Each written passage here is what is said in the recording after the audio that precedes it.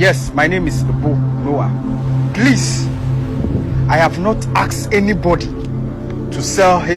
दुनिया के करोड़ों लोग खौफजदा थे। सोशल मीडिया पर वीडियोस की भरमार थी और गाना का एक आम शहरी इब्नू पूरी दुनिया की तवज्जो का मरकज़ बना हुआ था।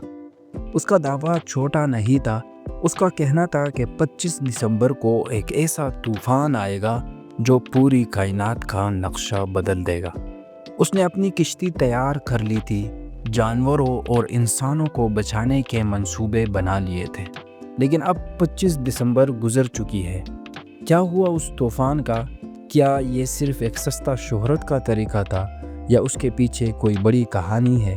आज हम इस पूरे वाक़े का पोस्टमार्टम करेंगे। It's not yet 25th December. Why then did you arrest me? I am not joking. It will rain. इब्नू, जिसका ताल्लुक़ अफ्रीकी मुल्क घाना से है, अचानक तब मंजर आम पर आया जब उसने एक कश्ती बनाना शुरू की। उसका हुलिया, उसका अंदाज़ और उसका कश्ती बनाने का तरीका बिल्कुल वैसा ही था जैसा हमने तारीख़ की किताबों में हज़रत नूह अलैहिस्सलाम के बारे में पढ़ा है। उसने दावा किया है कि उसके ख्वाब में तंबीह की गई है कि इंसानियत गुनाहों में डूब चुकी है और अब पानी का अज़ाब आने वाला है।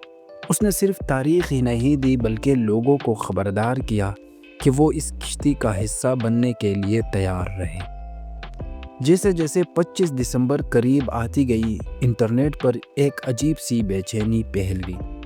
किसी ने इसे क़यामत की निशानी करार दिया तो किसी ने उसे मौसमियाती तब्दीली का पेश खेमा। अफ्रीका के दूर दराज देहातों से लेकर एशिया के शहरों तक लोग इस शख्स की वीडियोज़ शेयर करते रहे। इस दौरान इब्नू की किश्ती की तामीर की वीडियोज़ पर मिलियंस में व्यूज़ आए। यही वो वक्त था जब डर और खौफ का कारोबार उरूज पर पहुंच गया और लोगों ने उसकी कश्ती को सच समझना शुरू कर दिया क्योंकि उसकी मेहनत नज़र आ रही थी। फिर वो दिन आया जिसका सबको इंतज़ार था। 25 दिसंबर की सुबह पूरी दुनिया की नज़रें आसमान और समंदर पर थी, लेकिन सूरज हस्बे मामूल निकला। घंटे गुजरते गए, रात आई और चली गई, लेकिन कहीं कोई सैलाब नहीं आया, कोई तूफान नहीं उठा। इब्नू की वो किश्ती जिस पर वो खड़ा होकर बड़ी बड़ी बातें कर रहा था, वही की वही खड़ी रही।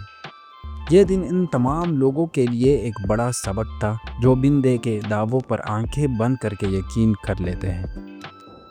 सवाल ये है कि लोग ऐसे दावों पर यकीन क्यों करते हैं? माहिरीन कहते हैं कि इंसानी जहन कुदरती तौर पर पुरस्रार चीज़ों की तरफ माइल होती है।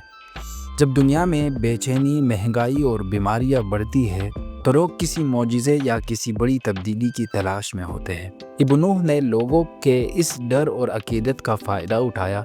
उसकी कश्ती एक अलामत बन गई थी जिसने लोगों को जज्बाती तौर पर काबू कर लिया।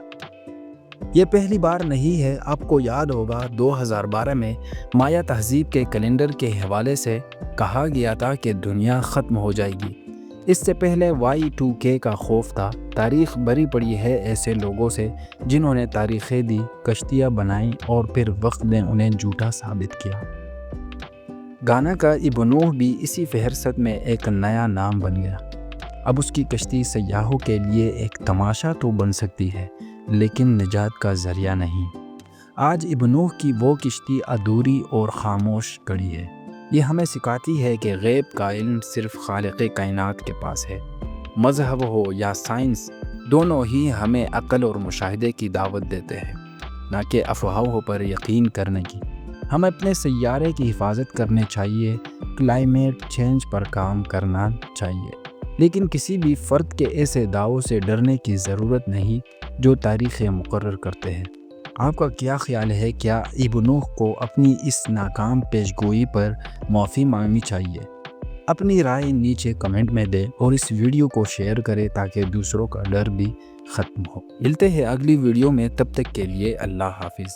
आपकी वीडियो को लाइक और भरपूर सब्सक्राइब करने का बहुत बहुत शुक्रिया।